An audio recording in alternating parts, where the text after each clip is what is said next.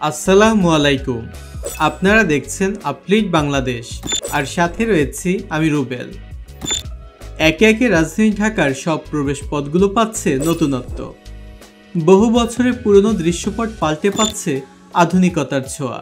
রাজধানীর প্রবেশ মুখের অন্যতম ব্যস্ততম স্থান গাবতলী আমিনবাজার। এখানে এখন পুরনো 4 লেনের সেতুর পাশে দৃশ্যমান 8 লেনের দ্বিতীয় আমিনবাজার সেতু।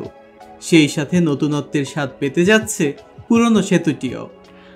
আমাদের আজকের আয়োজনে থাকছে এক সেতুতে বদলে যাওয়া গাবতলী আমিনবাজার এলাকার বর্তমান চিত্র নিয়ে বিস্তারিত, তাই সাথেই থাকুন।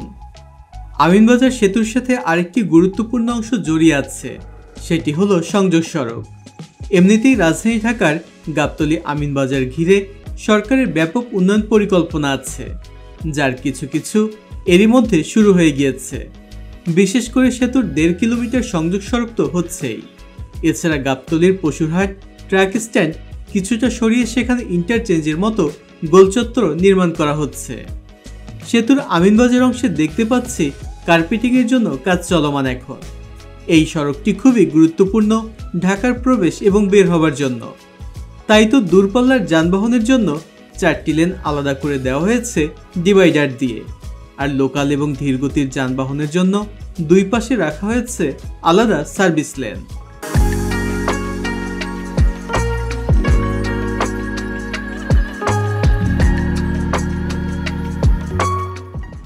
এদিকটাতেও দেখা যাচ্ছে কার্পেটিংয়ের কাজ করা হচ্ছে, তবে সার্ভিস লেনটিকে দেখে মনে হচ্ছে এটি পার্কিং জোন।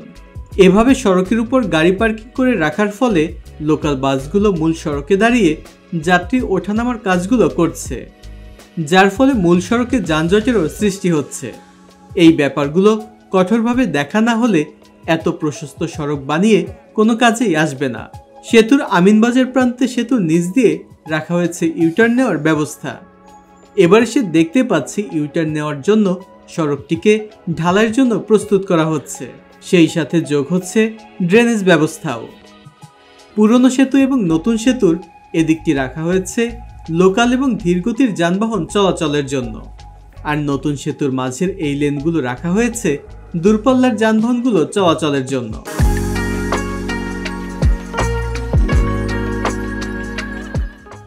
এখন আমি যে ব্রিজটিতে দাঁড়িয়ে আছি এটি হচ্ছে আমিনবাজারের সেই পুরনো ব্রিজটি, আর এর পাশেই কিন্তু 8 লেনের নতুন একটি ব্রিজ নির্মাণ করা হয়েছে।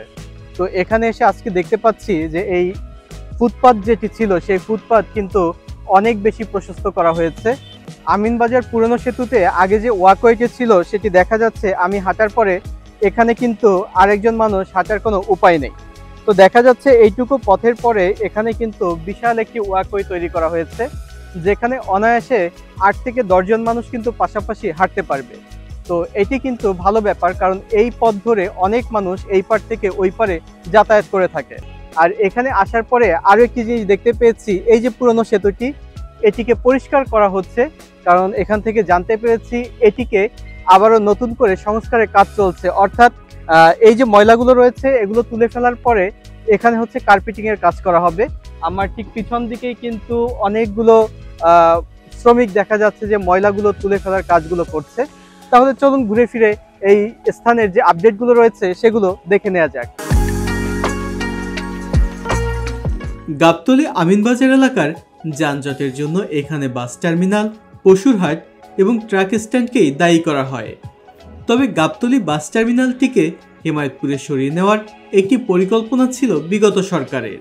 যদি সেই সিদ্ধান্তের কোনো পরিবর্তন না হয় তাহলে টার্মিনালটিকে সেদিকে সরিয়ে ফেললে এই স্থানের যানজট অনেকটাই কমে আসবে। এছাড়া গাবতলী বাস টার্মিনালের এখানেই এমআরটি নর্দার্ন রুটের একটি স্টেশনও নির্মাণ করা হবে।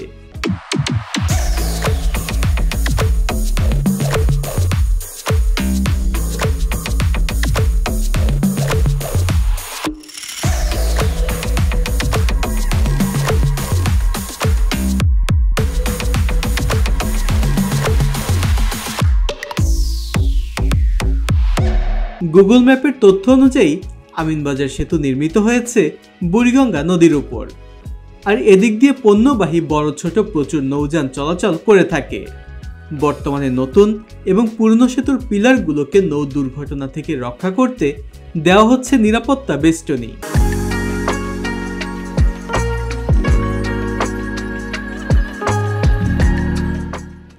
বুড়িগঙ্গার তুরাগের এই মিলনস্থানের দৃশ্য বেশ উপভোগ্য, তাই আপনাদের জন্য কিছু দৃশ্য ক্যামেরাবন্দি করে নিয়েছি।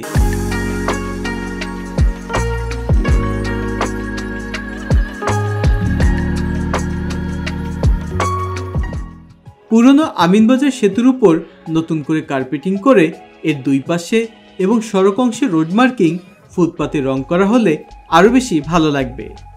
এছাড়া নতুন সেতুর মতো একটি আর্চ পুরনো সেতুর উত্তর পাশে দেওয়া সম্ভব হলে দুই সেতু মিলে অন্যরকম এক সৌন্দর্য ফুটে উঠবে এখানে।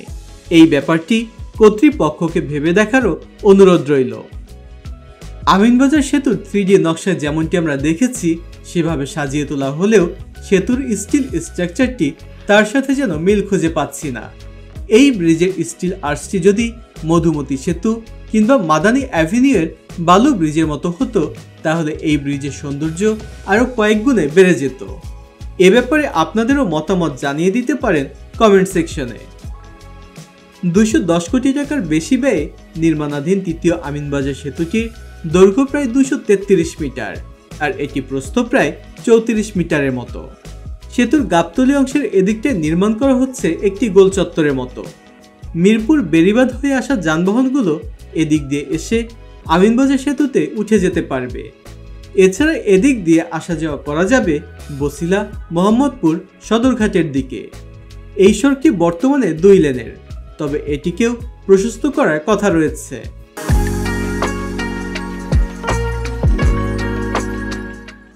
আবার বছিলা মোহাম্মদপুর সদরঘাটের দিক থেকে এদিকে এসে চলে যাওয়া যাবে মিরপুর বেড়িবাঁধ হয়ে আশুলিয়া আবদুল্লাপুরের দিকে। এছাড়া সেতুর গাবতলী অংশ সেতুর নিচ দিয়ে রাখা হয়েছে ইউটার্ন নেওয়ার ব্যবস্থা। আমিনবাজার গাবতলী এলাকাটি অনেক বেশি অপরিচ্ছন্ন, তাই এত সুন্দর স্থাপনা নির্মাণ করা হলেও যেন সৌন্দর্য খুব একটা আলো ছড়াচ্ছে না। আশা করছি কর্তৃপক্ষ বিষয়টি দেখবেন। চত্বরের এদিকটায় গাছ রোপণ করার পর আরও বেশি ভালো লাগবে, সেই আপডেটটিও আপনাদেরকে কিছুদিন পরে দেখাবো। পুরনো সেতুর এদিকটাতেও সংস্কারের কাজ চলছে।